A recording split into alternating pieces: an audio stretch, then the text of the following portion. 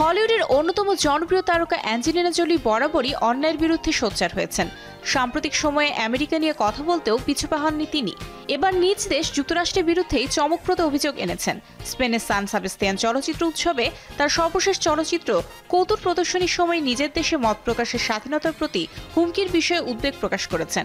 President Donald ট্রাম্পের সমালোচনা করেছে যে সকল গণমাধ্যম তাদের উপর তার কঠোর ব্যবস্থা গ্রহণের বিষয়টি ক্রমশই উদ্বেগময় পরিবেশ তৈরি করছে।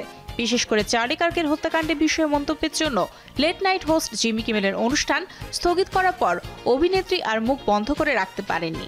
স্পেনের ওই উৎসবে এক প্রশ্নোত্তর পর্বে জানান, এই মুহূর্তে তার দেশে যা হচ্ছে তাতে সমর্থন দিতে পারছেন না। ফরাসি নির্মাতা অ্যালিস উইনেকর পরিচালিত অভিনেত্রীর নতুন সিনেমা কৌতুক সান সেবাস্তিয়ান উৎসবের শীর্ষ পুরস্কার গোল্ডেন শেলের জন্য প্রতিদ্বন্দ্বিতা করছে।